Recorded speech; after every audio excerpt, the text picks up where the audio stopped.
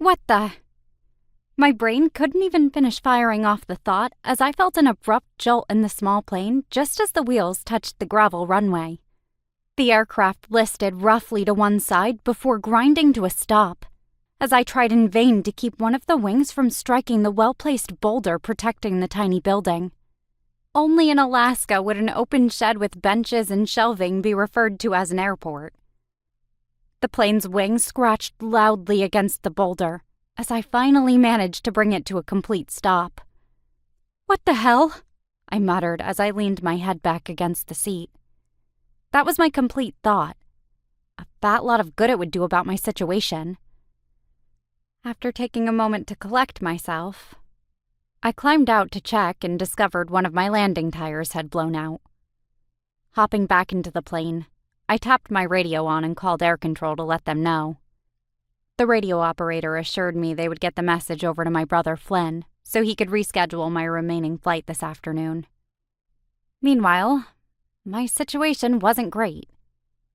All things considered, a blown-out tire was no big deal, but it left me stuck for the time being. I also needed to check on the plane's wing. Despite the annoyance of my situation, it was a beautiful day with the sun glittering on the waters of Ketchimak Bay. I'd practically landed in a postcard. Taking a deep breath, I turned everything off on the plane, running the standard post-flight inspection before climbing out and assessing my situation more thoroughly. This airport was nothing more than a supply pickup and drop-off way station for several nearby Alaskan communities. Literally no one lived here. The only way to get here was by plane, boat, or backcountry vehicles. I rechecked the tire, thinking it probably blew out from hitting a rock when I came down.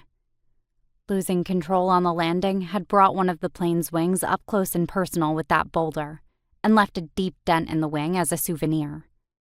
"Damn it," I muttered. A lone eagle screeched in reply, and I glanced up to see one flying nearby, its massive wingspan casting a shadow on the ground below. I could deal with the tire, but the wing's damage meant I wouldn't be flying this plane back until that was repaired.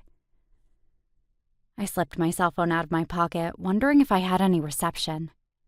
Some stretches of Alaska were so sparsely populated that reception was a distant dream. This area was isolated.